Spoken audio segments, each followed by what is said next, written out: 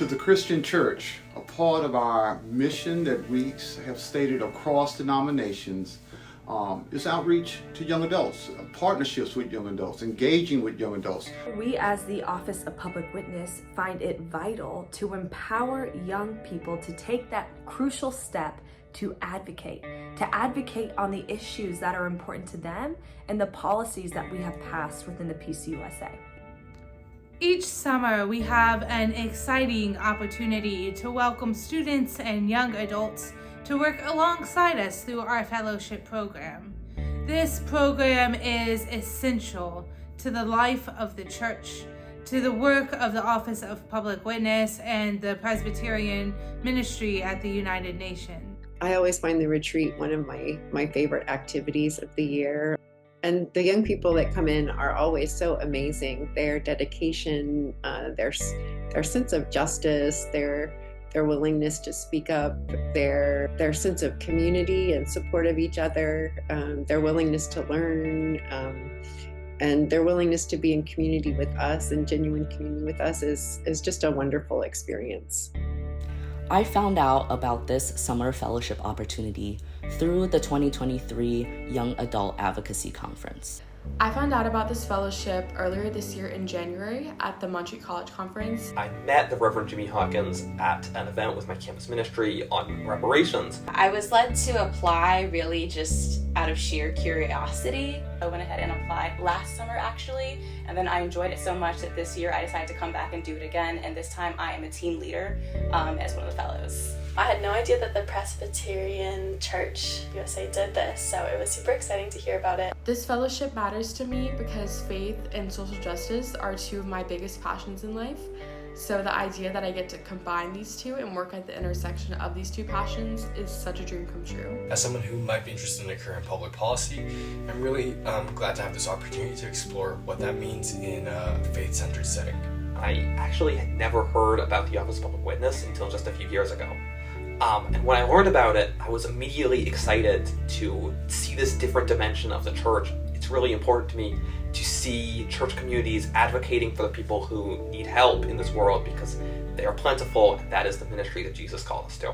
I believe that advocating is such an essential part in being part of the body of Christ and working within the church. So just think it's important for not only to believe and witness the work of Christ, but also go and do. They ask of me righteous judgments. They want God on their side. Why to be fast? Growing up as a double pastor's kid, I have been both deeply hurt by the church and yet unable to shake my faith in a God of justice. The verse that identified my calling, James 2:26, is the verse about faith without works is dead. I have continued to have opportunities to study God and the Bible, but not enough opportunities to do the work that I want to do. The Office of Public Witness not only do the work alongside their faith, but they equip us as fellows and also the church at large with the resources and education to do the work. I saw the tip of that iceberg through the Young Adult Advocacy Conference and applied because I knew that they could help propel me toward the work that God has laid out for me. This summer, one of the issues that I'm most excited to work on is voting rights and civic engagement. I will be working on voters' rights education and the necessities to know before going to the polls, and I'm going to be working alongside Aria as she does certain policy education and what to expect on the ballots this year. Especially because 2024 is an election year, having the opportunity to create resources for voters and Presbyterians who are looking for what policies do candidates support and what does the GA say about our policies. I'm really happy to provide that information and talk a lot more and learn a lot more about it. I'm going to be working on reaching out on behalf of the Office of Public Witness to the Presbyterian members of Congress. I'm super excited to get to work on human rights issues such as the ongoing Colombian peace process, gender justice for women and girls everywhere, and peace in Israel-Palestine. One issue I've started to work on recently is Cuba and the ongoing American relations, or lack thereof, and the actions taken that are somewhat in the right direction, but at the same time not nearly enough for the people of Cuba who are constantly hurting and being affected by U.S. sanctions. And I've started working with Catherine Gordon, my supervisor, as well as the WISC Interfaith Council, to develop a response and ongoing communications regarding these issues. I did draft an action alert that I hope to be publishing soon about housing related to budgeting in the fiscal year 2025.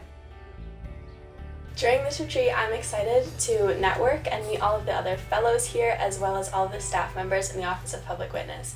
We have already begun spending time with each other and getting to know each other, and I'm super excited about all the different personalities and important traits that everyone brings to this group, and excited to explore these friendships more, not only for the summer, but also going forward even after the fellowship is over.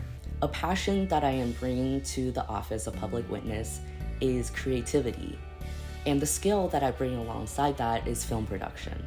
One skill I bring to the office is a strong sense of decision making and efficiency, good communication and charisma, My passion for human rights for all people, My sense of teamwork, social media, and using sort of marketing and communications to portray the ideas of both the church and the policies that we support. I'm really able to hit the ground running and really able to go with the flow no matter what happens. my passion for advocacy work, and my interest in researching a variety of different issues. I really enjoy being part of a team and understanding each person's strengths and the role that they play in making the team successful.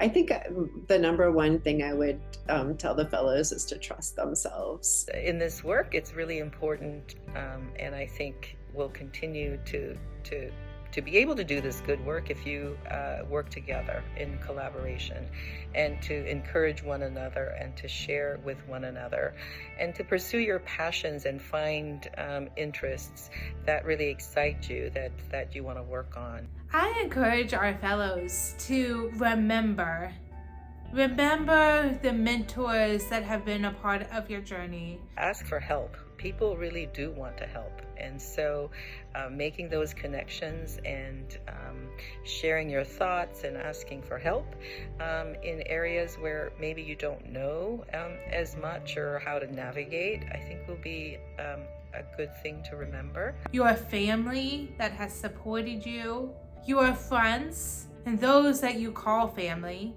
Also your professors and your supervisors that have mentored you along the way. These are points of connections that will sustain you for years to come. My encouragement and tip for the fellows this summer is that they just continue to be open to grow and to learn. To the fellows, continue to have an attitude that you want to continue to grow.